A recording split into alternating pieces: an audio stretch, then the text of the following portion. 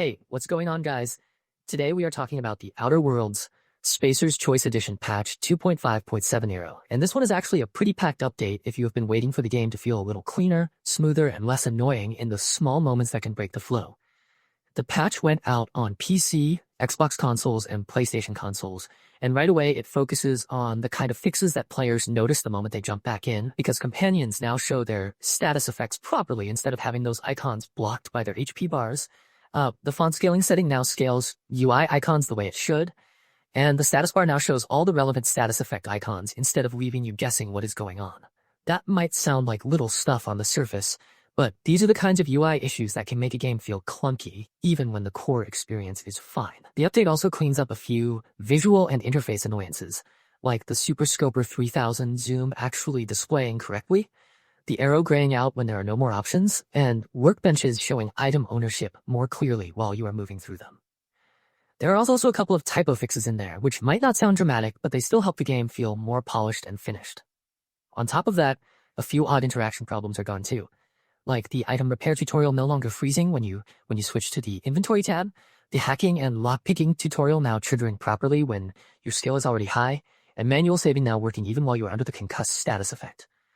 The patch also closes off some weird edge cases, like Sam's weapons no longer being able to be taken and equipped by players, and environment decorations no longer being mistaken for pickup items. In other words, this is the sort of update that spends a lot of time sanding down rough edges rather than trying to reinvent anything. And that is usually exactly what a game like this needs after players have had time to live with it and find the stuff that feels off.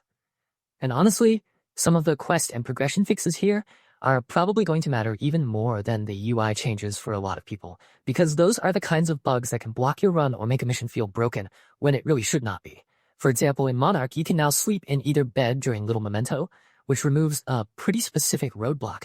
and that quest also now handles the weathered lockbox turn-in correctly. The Electric Fling got a couple of important repairs too, because you can now collect the phonographs, hand them over to the NV Tour mech, and actually complete the quest the way it is supposed to work.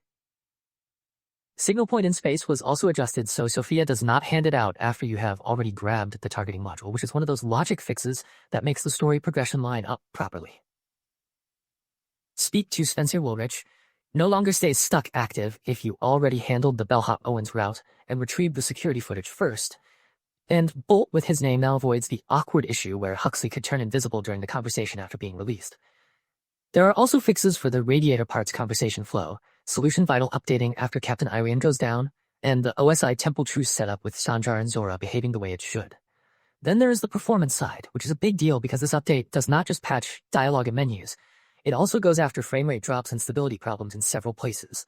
Fallbrook, Roseway, Monarch, Emerald Vale, Eridanos, Gorgon, and even the tutorial area all got performance improvements, and there is a specific fix for the framerate steadily dropping when you keep shooting metal surfaces, which is the kind of issue that can quietly make combat feel worse over time. The patch also tackles a nasty FPS hit from repeatedly firing the storm cannon at close targets, and it fixes a case where you could fall through the ground on the way to the Grand Colonial Hotel. So, when you step back and look at the whole thing, this update is basically about making the game behave more like it should have in the first place. Fewer visual glitches, fewer quest blockers, fewer weird interactions, and a noticeably better feel in the areas that tend to slow things down. It is not a flashy overhaul, but it is exactly the kind of maintenance pass that can make a big difference once you are actually playing through the colony and try to enjoy the ride without the game tripping over itself.